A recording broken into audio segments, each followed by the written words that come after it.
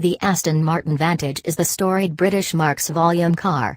And with the unveiling today of an all-new model, that volume just got turned up. The new car starts where V12 Vantage, not V8, left off, says Miles Nürnberger, Aston's head of exterior design, as he walks us around the production car in an intimate advance viewing at the brand's rural UK headquarters. He is referring to the top-of-the-line, end-of-the-run, 12-cylinder, stick-shifted, spoiler-bedecked analog anachronism that was a limited edition send-off for the outgoing car, which had been on sale for more than a dozen model years. To say that the previous Vantage was long in the tooth is a reckless overestimation of the lifespan of teeth. From a purely visual perspective, we cannot argue with him. The new Vantage is immediately recognizable as an Aston Martin, with the signature hill climb grille, sensuously crisp hood, mesomorphic flanks, squinting greenhouse and tucked tail. But the car can almost be heard, seething, with one's eyes. First off, the hue the brand has selected as a launch color, lime essence, looks like ionized absinthe. Additionally, the car is rimmed along its ground-hugging nether regions, from chin to rear, in a bee-pronged sinew of starkly contrasting polished carbon fiber aero effects. It snares menacingly through narrowly horizontal, Selachian eyes.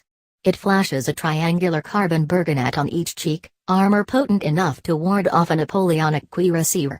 And its rear is a war of stark blade-like protrusions, like the final battle sequence in a Chopsaki movie. 2018 Aston Martin V8 Vantage 2018 Aston Martin V8 Vantage 2018 Aston Martin V8 Vantage 2018 Aston Martin V8 Vantage.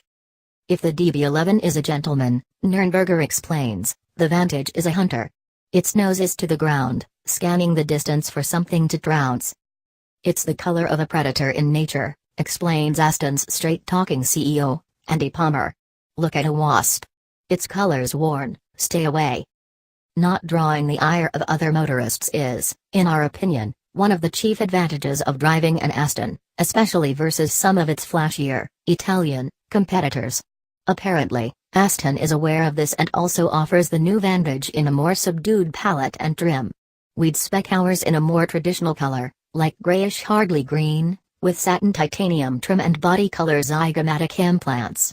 Though we'd go for an optional textured, forged dark wheel to exemplify our evil nature, and for the optional quad exhaust to exemplify our love of being an incorrigible jerk and driving everywhere solely in first or second gear, engine wailing.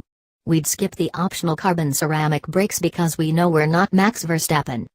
2018 Aston Martin V8 Vantage 2018 Aston Martin V8 Vantage 2018 Aston Martin V8 Vantage 2018 Aston Martin V8 Vantage. Speaking of wail, we have not yet had a chance to hear the motor expectorate, but we have a pretty good idea of what it might sound like, given that it's the same one that was recently implanted in the DB11.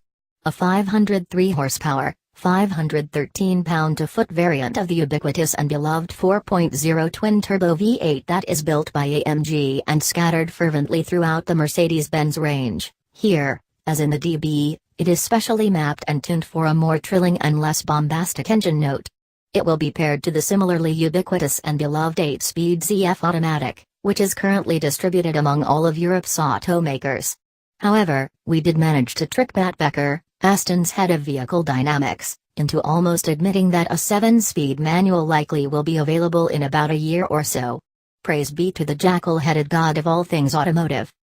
That stick shift will fit nicely in the general area now occupied by Aston's crystal push-button automatic transmission, which has migrated lower in the center stack and bent into a lovely rainbow with the keyless start-stop button as its dreamlike pinnacle. This is part of a wholesale interior update, which transforms the brand's formerly vertical waterfall control array into something more horizontal. This arrives, again, courtesy of Mercedes Minor's stake in the company, and its correlative agreement to provide the electrical underpinnings for the Vantage's infotainment system and digital analog dash. Benz's familiar Neural under a flip phone command controller is also present to manipulate the big center screen.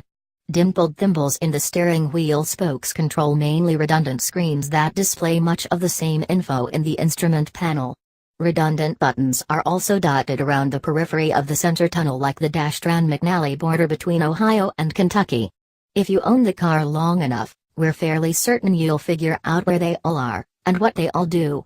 Negative space carved out of the doors and a lower seating position help taller drivers fit, although the rather stingy allotment of greenhouse makes the cabin feel slightly more like a coffin than a cocoon. We identify more with vampires than larvae, so we felt right at home. 2018 Aston Martin V8 Vantage 2018 Aston Martin V8 Vantage 2018 Aston Martin V8 Vantage 2018 Aston Martin V8 Vantage.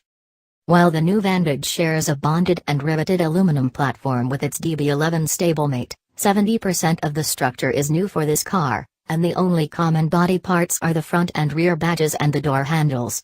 The car is nearly a foot shorter and, at just more than 3,300 pounds, more than 800 pounds lighter than its big brother. It has ideal 50-50 front, rear weight balance and uses no active aerodynamic aids, just its sharp sculpting, and ground and undercarriage effects, to keep itself planted. Just how ideal and how planted, we volunteer to find out for you when we are given an opportunity to get behind the wheel in advance of the first US deliveries in June. When that happens, Aston tells us to expect 0-60 times to be around 3.6 seconds, top speed to be around 195 miles per hour and the price to be less than $150,000. One thing we cannot expect, at least right away, is for the Vantage to arrive on our shores with the DB11's Stentorian V12 packed into its nose cone.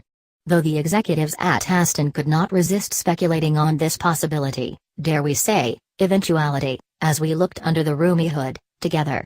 The bay here is dominated by a giant pair of cubic airboxes, and then, well behind the front axle, a motor. Will the V12 fit? Becker asks, leadingly. I need to bring my measuring stick.